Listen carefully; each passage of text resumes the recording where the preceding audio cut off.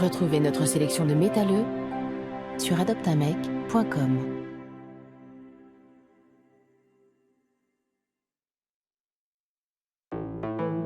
Nouvelle Hyundai i20, la citadine qui agrandit votre regard sur la ville. Ouvrez les yeux, soyez inspirés. Nouvelle Hyundai i20, série spéciale de lancement à 149 € par mois, sans apport et sans condition. Hyundai est le seul à garantir tous ses modèles 5 ans kilométrage illimité. Hello Bank, Globetrotter, comme vous.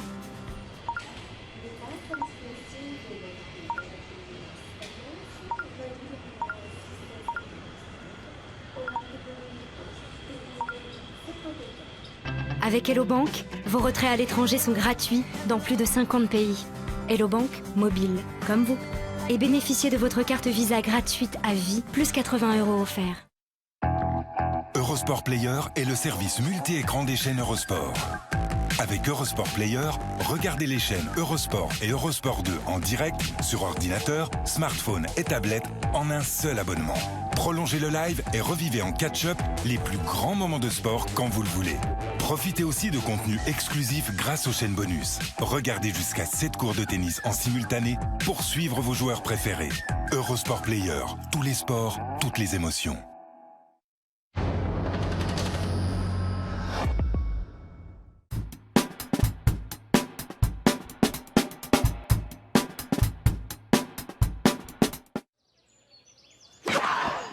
Vivez les 24 heures du sport féminin avec GDF Suez, le partenaire du tennis féminin. De retour en direct pour les 24 heures de la médiatisation du sport féminin. Alors nous nous intéressons au traitement de la presse dans les médias de ce sport féminin après avoir vu les pionnières des années 10-20. On va évoquer les années 50-60 parce qu'elles marquent une nouvelle étape dans l'émancipation des femmes. Elles sont plus nombreuses à briller à cette période-là sur les podiums en France, à l'étranger, mais le regard médiatique est quand même un peu en retard sur cette évolution. Les journalistes sportifs qui sont encore essentiellement masculins à cette époque semblent toujours s'étonner de la réussite des championnes et interrogent toujours les femmes sur des problématiques familiales et non sportives. Ce sont les études, la cuisine, le tricot, la famille, des choses comme ça. Et dans les interviews, la norme, c'est un peu, entre guillemets, l'infantilisation. On a vu ce petit extrait de vous, Annie. C'est toujours le plus beau sourire du ski, quand même, on peut le dire. Il y a toujours ce petit sourire, mais c'est vrai qu'on a choisi exprès ce petit morceau. Regardez, il y en a d'autres, choisis par François Delmotte, et c'est assez terrible quand même. Christine Caron, Kiki pour les intimes, l'enfant prodige de la natation française, est un petit poisson. Remarquez bien qu'il lui arrive quand même de sortir de l'eau de temps en temps. Quand elle n'est pas dans une piscine, elle écoute Richard Anthony ou bien elle dévore, car elle a un appétit d'ogre. Elle suit aussi des cours au lycée, mais là, elle est beaucoup moins douée. La musique a une grande importance dans ta vie. Oui, parce que en dehors de la natation, je n'ai vraiment pas beaucoup de temps de sortir. Alors, j'écoute de la musique en me reposant, j'écoute mes disques et la radio. Et est-ce que, par la faute du sport ou pour le sport, est-ce que tu as pris du retard dans tes études? Oh oui. Par la faute du sport, étant donné que je suis tout le temps absente, j'ai pris du retard. Et tu crois que ça en vaut la peine?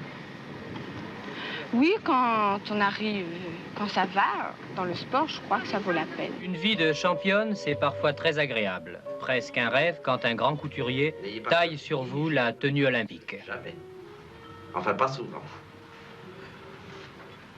Bien, vous voyez, Martine, ça c'est le modèle, au fond, c'est le modèle mannequin. Dites-moi, vous n'êtes pas loin du compte, hein? Si un jour vraiment ça marche pas dans la natation, on peut vous prendre dans ce métier. Il y a 10 mois, sa grande rivale, la japonaise Satoko Tanaka, lui a offert 2 poupées pour qu'elle pense à elle chaque fois. Et malgré sa belle confiance, Christine y pense chaque fois. Ce sera elle ou Tanaka. Il y a juste un mois à Chamonix, une gamine de 16 ans, Marielle Guetschel, devenait championne du monde. La seule championne du monde actuelle du sport français. Dans le chalet familial, vous faites aussi la cuisine? Eh bien oui, j'aide maman, et puis la cuisine, une jeune fille doit apprendre à faire la cuisine. C'est chose naturelle, et j'apprends ça. Marielle veut détruire une légende, celle de la gamine moqueuse, presque effrontée, qu'il a fit surnommer Zazie. Certes, ses bons mots, ses réparties fusent toujours parfois féroces, mais elle veut être une grande fille toute simple.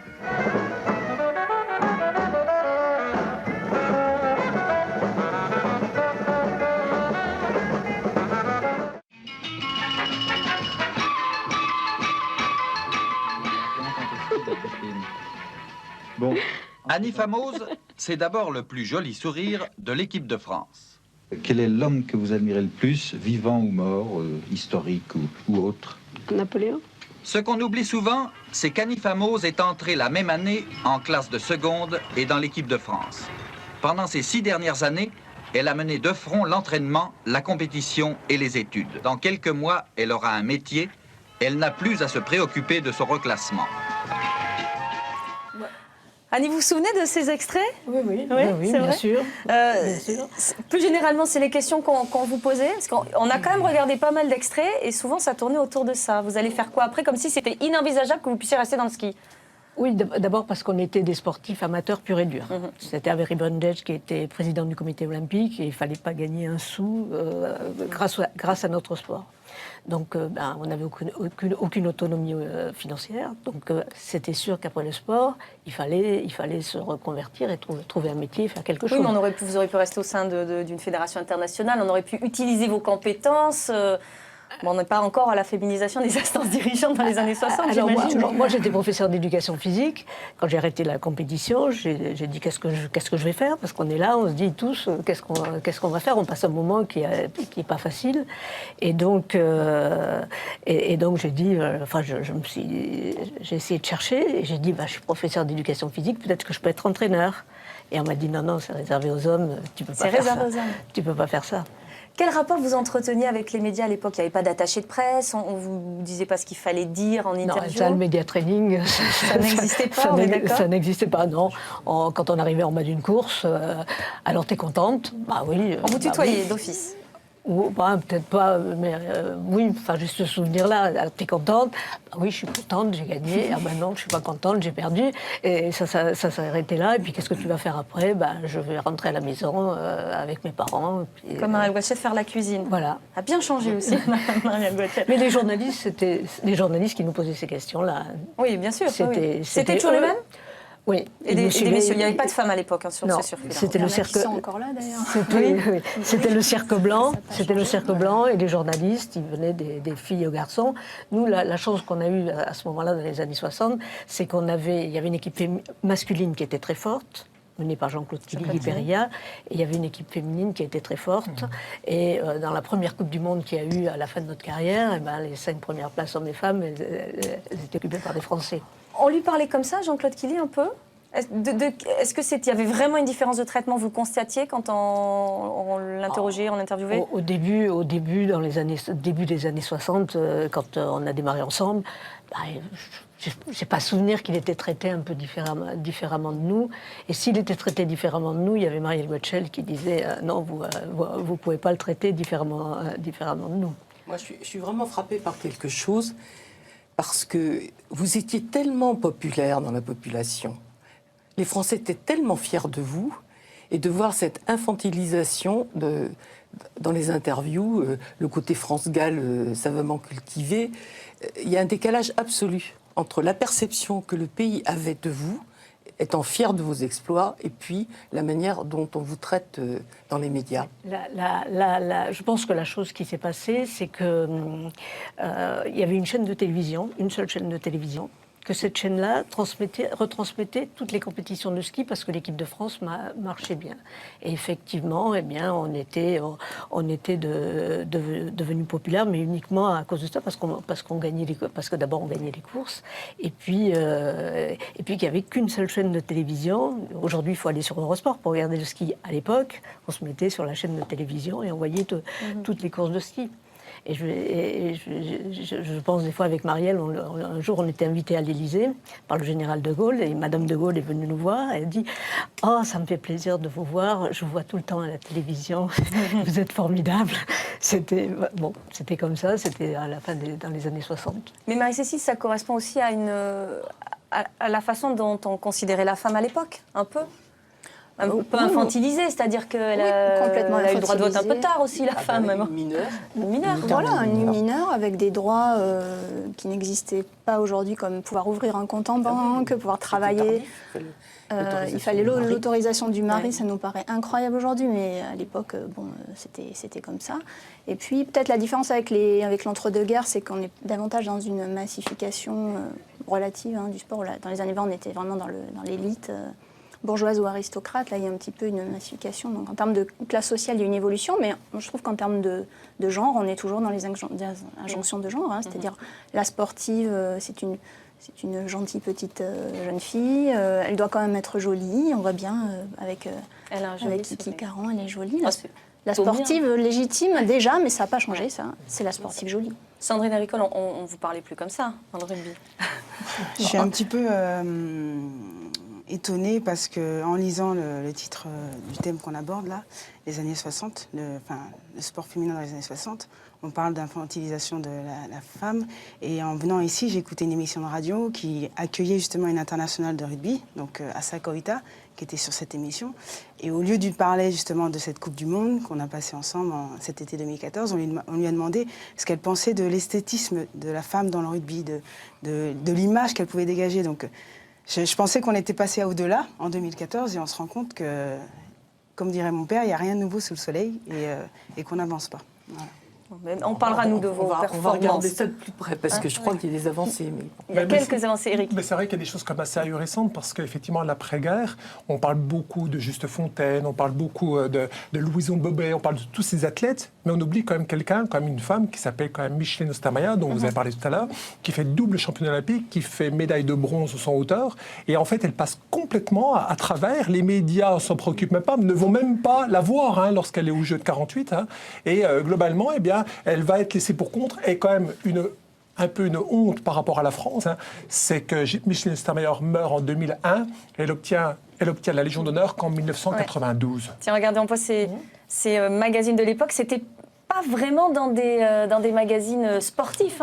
On a vu beaucoup de unes avec vous. Alors bon, ça c'est encore différent parce que ça on arrive dans les années 80, mais c'était sur nous les copains d'abord, enfin des choses comme ça, quoi. Salut les copains. Salut les copains, voilà. On est dans la starisation. Les médias s'approprient l'athlète. Ils vont s'approprier l'athlète, et notamment Kiki Caron, Christine Caron va tourner avec Alain Delon, Romy Schneider dans la piscine, par exemple. On se sert un petit peu, elles deviennent les coqueluches des médias pour certaines, évidemment. Est-ce que vous avez eu la sensation à un moment, Annie, de bouger les mentalités, d'avoir eu une action féministe, même sans le vouloir? Non, féministe, je ne sais pas, mais au début des années 60, effectivement, enfin moi, pour passer mon bac, j'ai été obligée de m'inscrire par correspondance en disant que j'étais malade et pas que je faisais du sport de haut niveau, parce que sinon, j'aurais pas pu être inscrite par correspondance. Mais par contre, donc ça c'était au début des années 60, au début des années 70, vous voyez, on nous avait vus partout, dans les magazines, on était invités un peu partout dans des émissions de télévision, et à ce moment-là, on était reconnus comme femmes sportives, mais qui travaillions beaucoup et qui gagnions des compétitions parce qu'on était doués et qu'on travaillait beaucoup. Oui, pas touché juste par une simple grâce et que c'était pas le travail qui avait fait tout ça.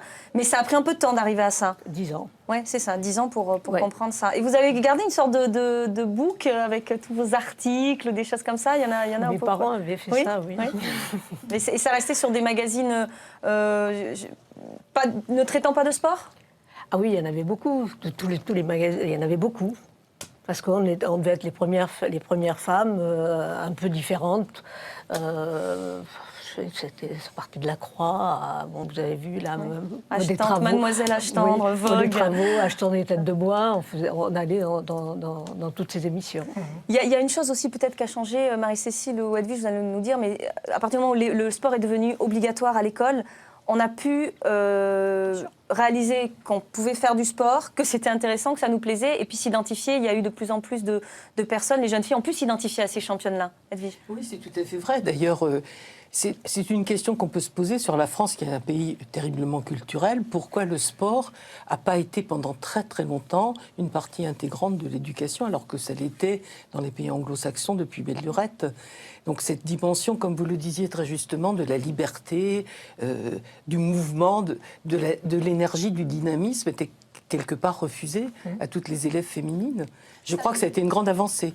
Ça l'était. Le sport a longtemps fait partie de l'éducation des garçons, issus de la bourgeoisie, de l'aristocratie d'abord et de la bourgeoisie ensuite. Il a fallu vraiment attendre les années 60 pour que ce soit pour tout le monde. Et avec la mixité aussi de l'enseignement public, la mixité obligatoire, ça a conduit à ce que les filles aient accès à l'éducation physique et sportive. Mais on différencie il faut des mesures volontaristes. Ouais. Il faut obliger, les mentalités, les habitudes ne changent pas toutes seules. C'est une illusion. Mais effectivement, ce qu'on peut même dire, c'est que la loi Berthois de 1959 oblige l'école jusqu'à 16 ans. Hein. Après, la loi Abi, dont vous parlez.